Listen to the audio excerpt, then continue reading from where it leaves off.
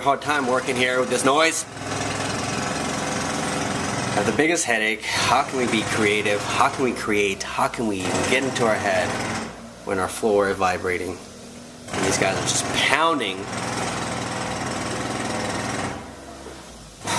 What is going on? Andrew, can you get any work done right now? No. Absolutely not. Jackhammers in my head. Jackhammers in my head. Our pets' heads are falling off. I just need coffee. Coffee and a cheeseburger. Oh, good, they stopped. Oh. Antonia, do you have a headache? Yeah. What's going on? They're pounding the crap out of the floor, and we're not able to get any work done today. What are you? Should we just go set up on the beach, or?